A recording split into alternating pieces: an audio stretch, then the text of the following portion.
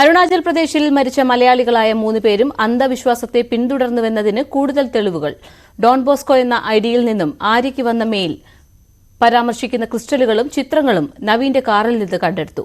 അരുണാചൽ യാത്രയ്ക്ക് മുൻപ് തിരുവനന്തപുരം വിമാനത്താവളത്തിൽ ഉപേക്ഷിച്ച കാറിലാണ് തെളിവുകൾ ഉണ്ടായിരുന്നത്. വി വിനോദ് ഉണ്ട് വാർത്തയുടെ വിശദാംശങ്ങളുമായി. വിനോദ്, ബ്ലാക്ക് മാജിക് നടന്നുവെന്ന് തന്നെയാണോ പോലീസ് സ്ഥിരീകരിക്കുന്നത്? ബ്ലാക്ക് മാജിക്കുമായി ബന്ധപ്പെട്ട് എന്താണ് കൂടുതൽ പറയുന്നത്? പാർവതി, നവീന്റെ കാറ് തിരുവനന്തപുരം വിമാനത്താവളത്തിൽ നിന്ന് പോലീസ് കണ്ടെടുത്തിരുന്നു. ഈ കാറിനുള്ളിൽ നടത്തിയ പരിശോധനയിലാണ് കൂടുതൽ വിവരങ്ങൾ ലഭിച്ചിരിക്കുന്നത്. കാറിനുള്ളിൽ നിന്ന് അന്യഗ്രഹ ജീവിയുടെ നമ്മൾ സാധാരണ നിലയിൽ പ്രചരിക്കുന്ന ചിത്രങ്ങളുണ്ട്. ഈ അന്യഗ്രഹ ജീവികൾ എന്ന നിലയിൽ ആ തരത്തിലുള്ള ചിത്രം കണ്ടെടുത്തു.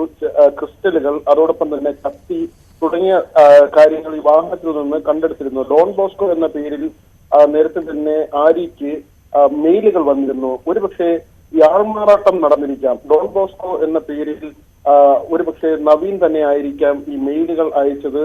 ഇങ്ങനെ വന്ന PDF ഫയലുകളിൽ പറയുന്ന കാര്യങ്ങൾ തന്നെയാണ്, അതുമായി ബന്ധപ്പെട്ട വസ്തുക്കളാണ് ഇപ്പോൾ കാറിൽ നിന്നും കണ്ടെടുത്തിരിക്കുന്നത്. ഏതായിരുന്നാലും ഈ ബ്ലാക്ക് മാജിക് തന്നെ എന്ന ഒരു നിലയ്ക്ക് തന്നെയാണ് ഇതിന്റെ ഒരു അന്വേഷണം നീങ്ങുന്നത്. നവീനാണ് ഇതിലെ മുഖ്യ കണ്ണി.